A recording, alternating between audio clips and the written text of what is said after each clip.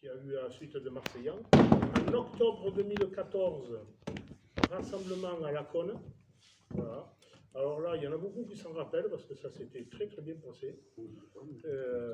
C'était une bonne ambiance, surtout entre les Audois et les Bretons. Il s'est passé des choses que... On va pas le dire. Ce qui s'est passé à Laconne en 2014 restera à Laconne.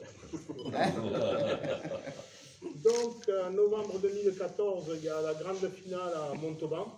Alors là, c'était la première fois que c'était vraiment le concept de la grande finale. C'était par rapport, on prenait les 24 premiers de chaque catégorie, sauf qu'on ne faisait pas ce qu'on fait actuellement, c'est-à-dire à chaque tour, enfin à chaque partie, on changeait de partenaire et on changeait bien sûr d'adversaire. Là, les équipes étaient montées en triplette et elles restaient montées de la même manière jusqu'à la fin de la grande finale. Alors on a trouvé quand même que c'était pas trop juste parce que les meilleurs se montaient ensemble et le reste, excusez-moi, voilà, ils ramassaient tout ce qui restait derrière. Donc on a trouvé un système, après qu'on va vous citer. Voilà. Donc octobre 2015, rassemblement à Bourg-Saint-Andéol. Alors là, je crois que ça a été un des moments les plus chauds. Non. Non. On a perdu un chauffeur de bus. Deux personnes aussi. Voilà. Ils ont perdu un chauffeur de bus. C'est les doigts, non? Vous avez perdu un chauffeur de bus. On l'a retrouvé. Une certaine personne a été bloquée pendant une demi-heure par un sanglier. Oui, voilà. Voilà. Mais bon, il y a des trucs mémorables, quoi. Donc, comme quoi que ça se passait toujours dans une très bonne ambiance. Donc, novembre 2015, grande finale à Laconne. Là, c'était une première, puisque à Laconne, il y avait KTK qui avait fait venir Dylan Rocher. Oui. Donc, et on a vu que Dylan Rocher était très accessible, puisqu'il a joué avec les Laconnais, il a joué avec des parents, il a joué avec des éducateurs. Il y a une très très bonne ambiance.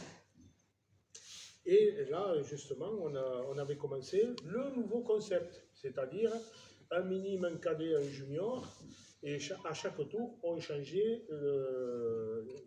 disons, l'équipe et à rencontrer jamais. Or, c'était fait de sorte à ne jamais se rencontrer, jamais rencontrer le même, et surtout ne jamais jouer avec le même.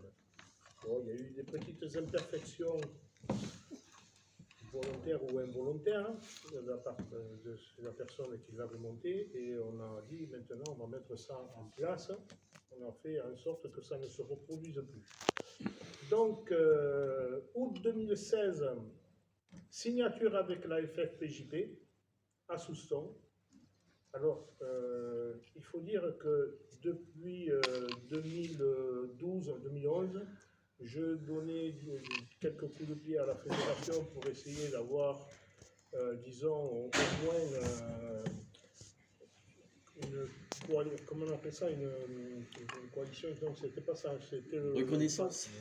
Chez nous, c'est une avoinée. Non, donc on n'y arrivait pas. Enfin, on n'y arrivait pas. Et c'était à l'époque M. Kanta Ruti, voilà, qui me faisait beaucoup de promesses, mais je les attends toujours. Quand M. Desbois a été élu président, j'ai de suite écrit, j'ai envoyé un mail. Alors, je le dis, je me répète, j'ai envoyé un mail à 7h14 à M. Desbois le matin. À 7h19, M. Desbois me répondait en me disant « Alain, quand est-ce qu'on se voit ?» Donc déjà, c'était prêt pour signer une convention.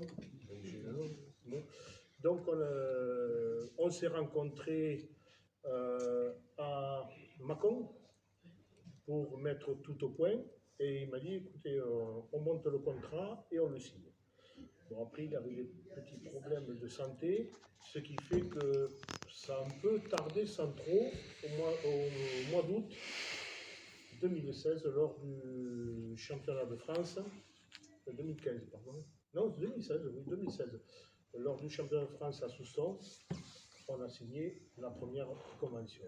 Voilà. Donc à partir de ce moment-là, Edugnot Info était vu sous une autre optique. Et c'est là que j'ai rencontré d'ailleurs à Soustons Bernard. Voilà, donc ça c'est, disons, puisque tu es venu me voir, que tu étais prêt à porter ton savoir et à porter tes idées, qu'on a acceptées de suite, hein, puisque on est prêt à accepter toutes les idées et surtout quelque chose de constructif. Donc, septembre 2016, partenariat avec JPF, Jean-Pierre Fénino. Octobre 2016, rassemblement à Marseillan. Là, ce coup-ci, ça s'est très bien passé pour moi, il n'y a pas eu de souci. Voilà, même on a été très bien reçu par la maire. Voilà. En novembre 2016, grande finale à Nice. C'était le commencement de, disons, on va dire, d'un engagement entre le CD06 et Edugnot Info. Donc, grande finale à Nice.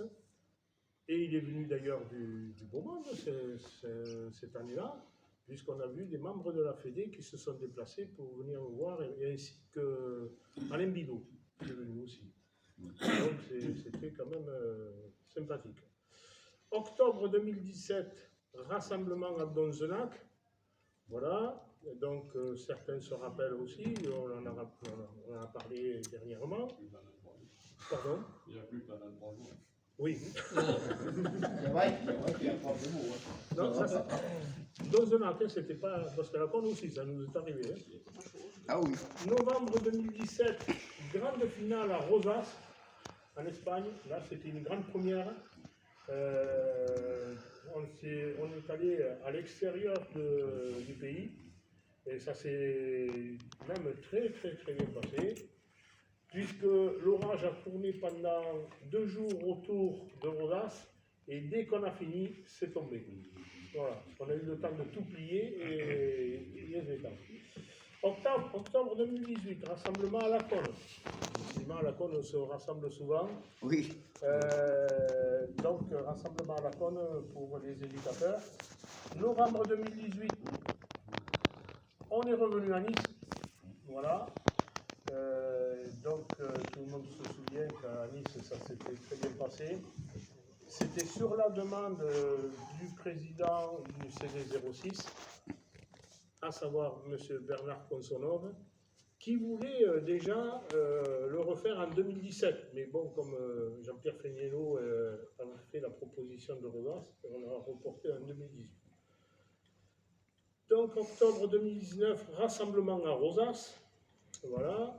Je ne dirais pas qu'on voyait toujours les mêmes, mais disons que ça, là aussi, ça s'est très bien passé. Novembre 2019, grande finale à Bordeaux. Alors là, on a carrément quitté le continent, il faut dire le continent, avec nos amis corses. Là aussi, par contre, beaucoup de parents sont venus.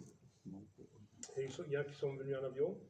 Il y en a qui sont venus bien sûr en bateau, et là où on peut apprécier, c'est que les comités se sont investis et ont participé aux frais de déplacement pour leurs jeunes ainsi que leurs éducateurs. C'était une première. Donc, je voulais dire que déjà, Edugnot commençait à être bien ancré, et surtout, on peut les citer, il y avait le département de la Somme, qui ont participé, le département du Nord, le département de l'Aveyron, qui avait participé, enfin, il y en a eu d'autres. Donc, ce qui veut dire qu'on commençait déjà à se faire bien connaître. Donc, décembre 2019, là, notre convention arrivait au bout, et il fallait la renouveler. Renouvellement de la signature avec la FFJP à Narbonne. Et là, c'est M. Cantarelli qui a signé. Voilà. il faut bien préciser les noms. Cantarelli qui a signé, donc il nous l'a signé jusque pour 2024, fin 2024, ce qui veut dire que bientôt il va falloir penser à le faire renouveler.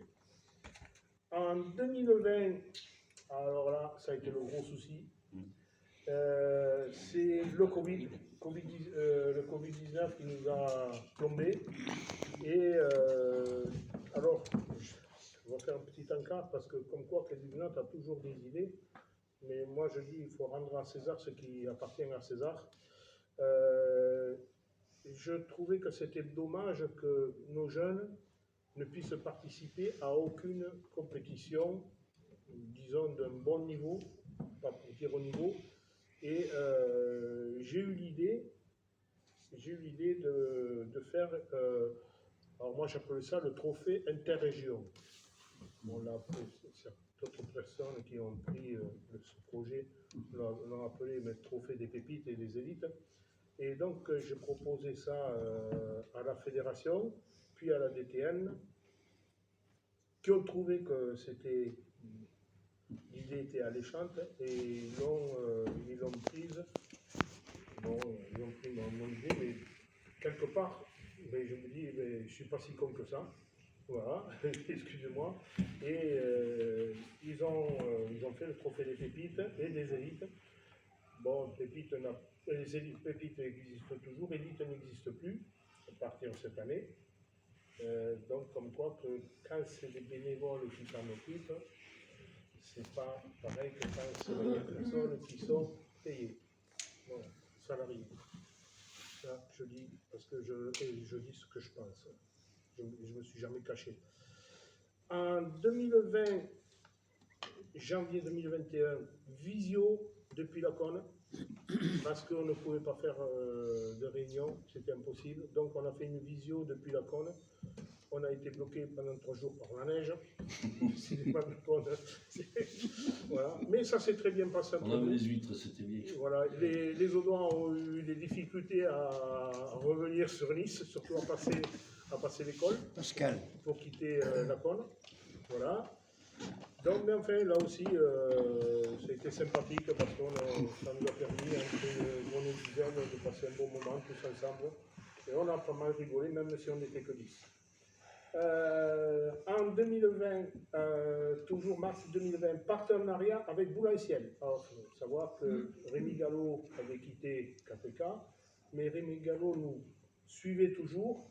Et c'était en Israël que j'ai vu Rémi. Et il m'a proposé avec Boulanciel, donc voilà, on a eu le partenariat avec Boulanciel. Novembre 2021, grande finale à la Cône. Alors, au niveau association, pour moi, c'est la plus réussie. Au niveau de notre trésorier vous dira pourquoi, mais ça a été la plus réussie.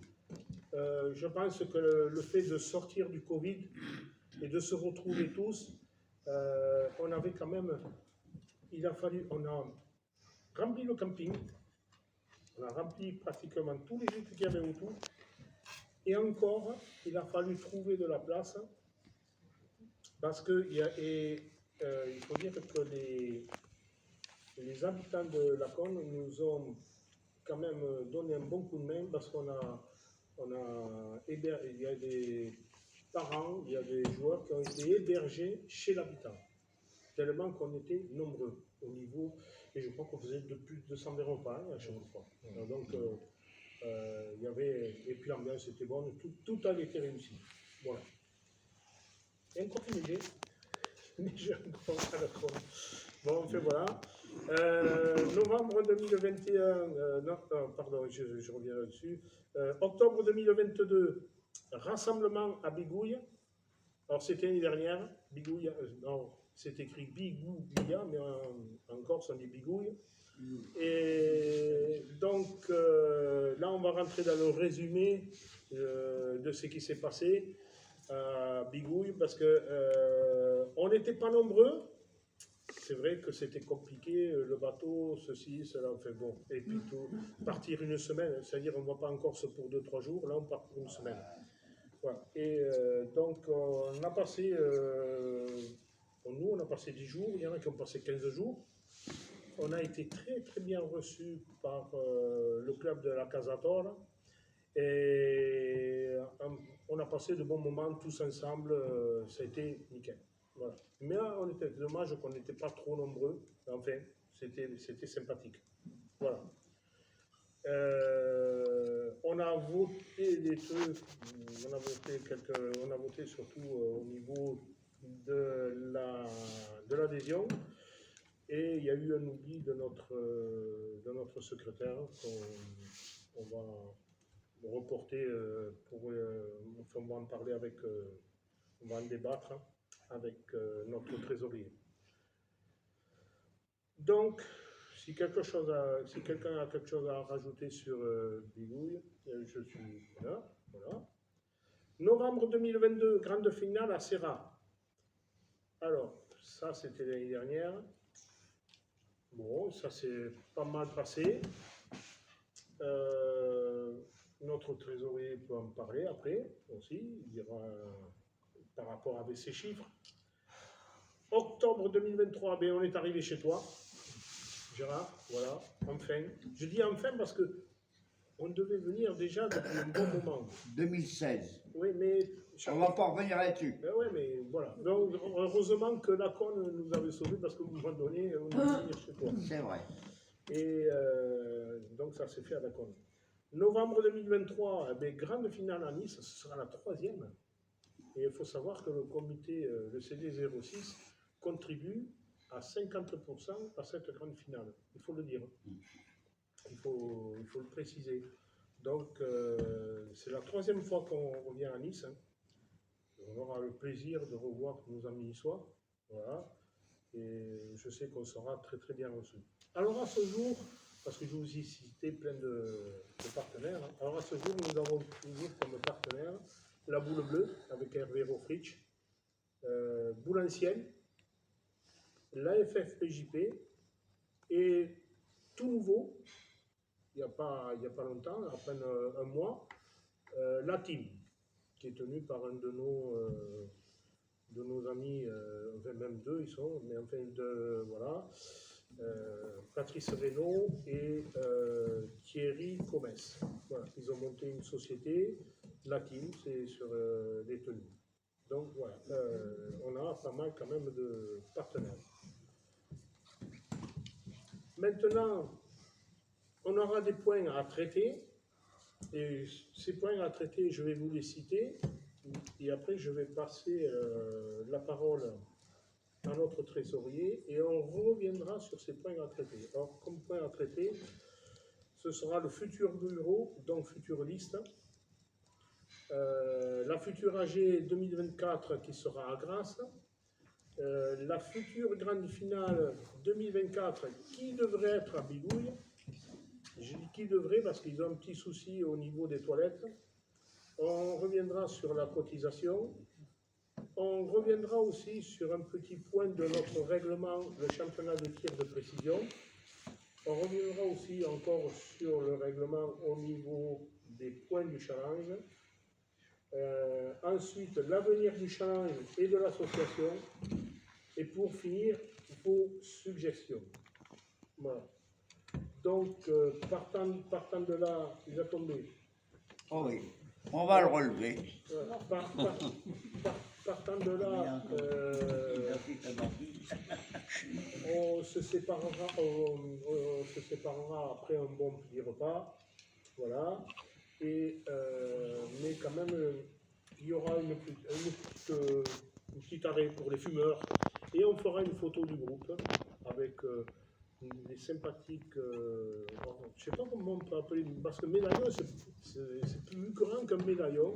Assiette. Ouais, c'est pas une assiette, mais bon, confectionné par notre ami Gérard. Un bon petit présent, voilà. Donc, je vais passer l'ordinateur à mon ami Raymond. Alors, par contre, je voudrais commencer, je te dis que... Tu peux faire d'abord le... Voilà, ça c'est...